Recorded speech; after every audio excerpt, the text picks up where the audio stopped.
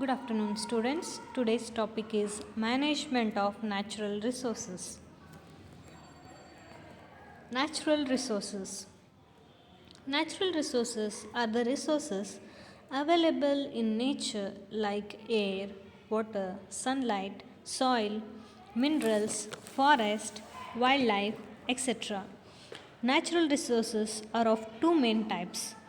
First one is renewable natural resource. These resources can be replenished in the short period of time like air, water, sunlight, forest, etc. Non-renewable natural resources are which cannot be replenished in the short period of time like minerals, coal, petroleum, natural gas, metals, etc. because they take millions of years to be formed. Human activities produce a lot of waste materials which are thrown away into the environment. These wastes cause pollution of natural resources like air, water, and soil. These are some natural resources. The three R's to save the environment. The three R's to save environment are reduce, recycle and reuse. Reduce means using less of natural resources and avoiding wastage of natural resource. Recycle means the materials like paper, plastic, glass, metals, etc., used for making things can again be used for making new things. Instead of synthesizing or extracting new paper, plastic, glass, or metals. Reuse means using the things again and again, like plastic and bottles in which we buy jams and pickles. Importance of forest. Forests help to preserve biodiversity. Forests are natural habitats of plant and animals. Forests provide timber, wood, fuel, medicines, fodder, etc. Forests help to maintain ecological balance. Forests help to control climate and rainfall. Forests help to prevent soil erosion and controls the floods. Forests help to maintain the oxygen, carbon dioxide balance in nature. Stakeholders of forest. People who are associated with forest directly or indirectly are the stakeholders. People living in and around the forest depend on forest for their livelihood. Industrialists who use raw materials from the forest for manufacturing paper, medicines and furnitures, etc. Third stakeholders are forest department of a government who owns the forest and controls the resources from the forest. Third stakeholders are the forest department of government. Fourth stakeholders are nature and wildlife organization who want to conserve and preserve the forest.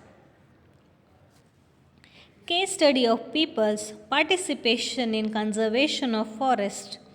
In 1731, the king of Jodhpur in Rajasthan asked one of his ministers to arrange wood for constructing a new palace. The ministers and workers went to forest near a village inhabited by the Bishnoi to cut down the trees. The Bishnoi community, known for its peaceful and coexistence with nature. A Bishnoi woman, Amrita Devi, showed courage by hugging a tree and daring king's men to cut her first before the cutting the tree. The tree mattered much more to her than her own life. The king's men cut down the trees along with the Amrita Devi and her three daughters, and hundreds of other Bishnoi followed by her, and they lost their life saving the trees. The government of India has recently instituted the Amrita Devi Bishnoi Wildlife Protection Award for individuals or communities from rural area that have shown extraordinary courage, dedication in protecting wildlife. So it is a picture of Amrita Devi and her daughters who are protecting the trees from the king's men. Amrita Devi Bishnoi Wildlife Protection Award is given to the lot of dedicated peoples who serve their life for the protection of environment. Conservation of forest.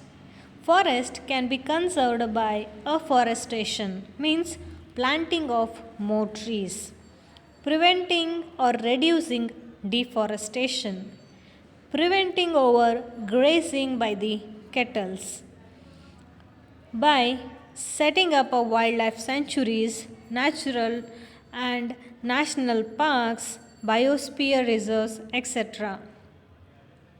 Undertaking social forestry programs like Vana Mahotsava, Chipko movement for planting and protecting trees on a large scale. Wildlife. Importance of wildlife. Wildlife helps to preserve biodiversity. Wildlife helps to maintain food chains and food web.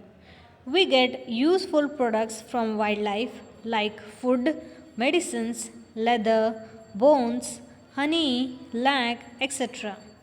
Conservation of wildlife. Preserving the natural habitats of animals, banning poaching of animals, protecting endangered species of animals, setting up of a wildlife sanctuaries, national parks, biosphere reserves, etc. Water harvesting. Rainwater harvesting. Water harvesting is a collecting and storing of rainwater for the future use. The common method of water harvesting are digging pits, ponds, lakes, etc., building small earthen dams or concrete check dams, construction of dikes, construction of reservoirs, construction of rooftop collecting units in houses. Advantages of underground water. It does not evaporate easily. It spreads out and recharges wells. It provides moisture for irrigation of crops. It does not get polluted easily. It does not provide breeding ground for mosquitoes and houseflies. Irrigation methods like dams, tanks, and canals have been used in various parts of India since ancient times. These were generally local interventions managed by local people and assured that basic minimum requirements for both agriculture and daily needs. The use of the stored water was strictly regulated, and the optimum cropping patterns based on the water availability were arrived at on the basis of decades and centuries of experience. The maintenance of these irrigation systems was also a local affair. Water harvesting systems. Water harvesting is an age old concept in India.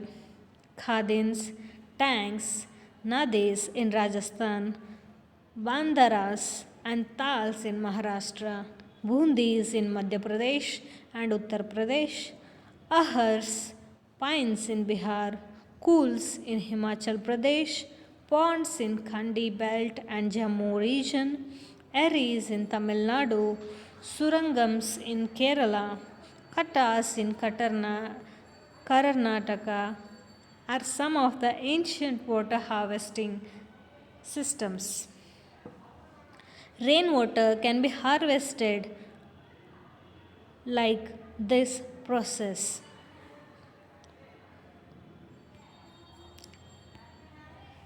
Coal and petroleum.